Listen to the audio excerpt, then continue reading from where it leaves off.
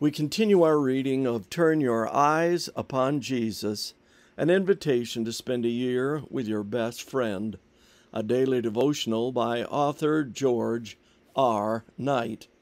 Today's reading, July 18. A Firstness Argument.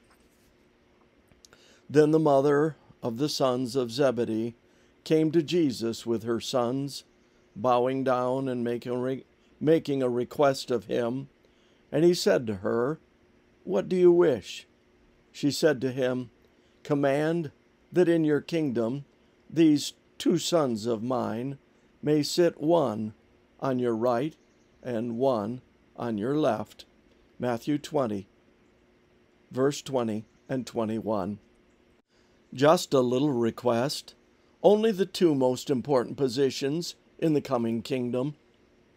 Nothing speaks more loudly as Jesus and the disciples advanced toward the cross than their differing perspectives regarding the nature of his kingdom. The threads of the cross and human firstness run parallel in this final journey. And just as Jesus' predictions of his death become progressively more detailed, so does the struggle for supremacy scenes among the disciples. The one in Matthew 20 and 21 is by far the most blatant attempt at a power takeover by any of the disciples. James, John, and their mother didn't beat around the bush. They wanted nothing less than the two most powerful positions in Jesus' forthcoming kingdom. Their request is the ultimate example of human self-centeredness in contrast to Jesus' humility and self-sacrifice.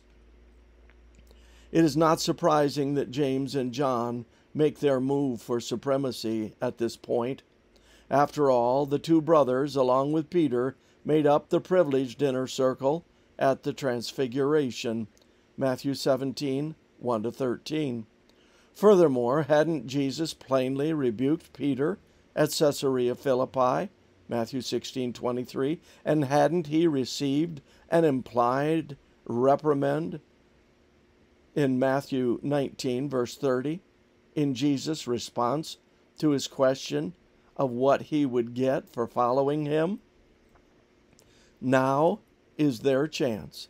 So they come with their mother, who states their request, and she probably has excellent reasons to expect Jesus to grant it. Comparing Matthew 27:56 with Mark 15:40, we discover that her name is Salome, and John 19:25 provides evidence that she was the sister of Jesus' mother. That would make James and John full cousins of Jesus, and helps to explain why on the cross he committed his mother to the care of John, verse 26 and 27. While we can't prove such identifications beyond a shadow of a doubt, they are quite probable. They certainly help us understand Aunt Salome's aggressive request, if it is a family matter. The power play, however, puts the other 10 disciples in an uproar, Matthew 20:24. Unfortunately, their reaction is not because the 10 somehow grasped the error of the Zebedee's request, but because they also wanted the top spot. There must be a lesson for me somewhere in this story. This concludes our reading today of Turn Your Eyes Upon Jesus.